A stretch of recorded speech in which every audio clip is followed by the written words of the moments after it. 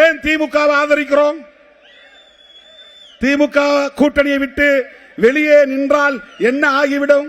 எங்க மேல என்ன ஏதாவது இன்கம் டாக்ஸ் ரைடு வரப்போதா?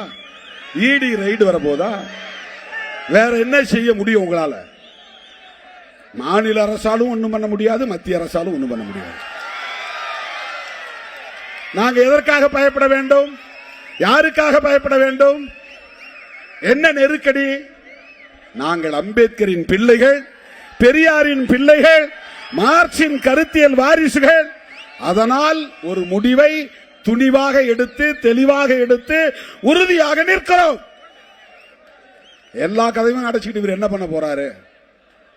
எங்களுக்கான காலம் கனியும் வரையில் நாங்கள் காத்திருப்போம். அதுதான் டெம்பரரி, ஒரு தற்காலிகமான விளைச்சலுக்காக நாங்கள் அவசர முடிவுகளை எடுக்கக்கூடியவர்கள் அல்ல. நான் சொல்லுவேன்,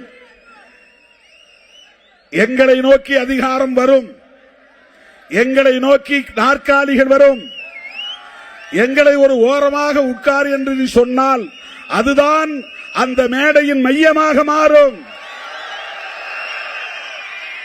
எங்களை இறங்கி போய் ஒரு ஓரத்திலே நில் என்று சொன்னால் நாங்கள் நிற்கிற இடமே அந்த அவையின் மையமாக மாறும்.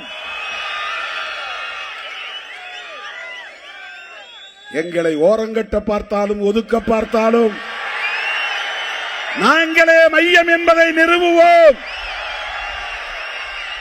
இதுதான் எங்கள் அரசியல்.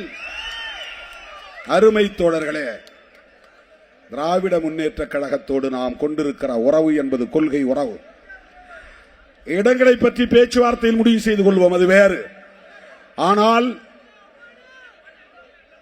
திமுக அரசோடு எங்களுக்கும் இருக்கிற விமர்சனங்களை தாண்டி நாங்கள் தேர்தல் உறவை வைத்துக் கொள்கிறோம் என்று சொன்னால் அது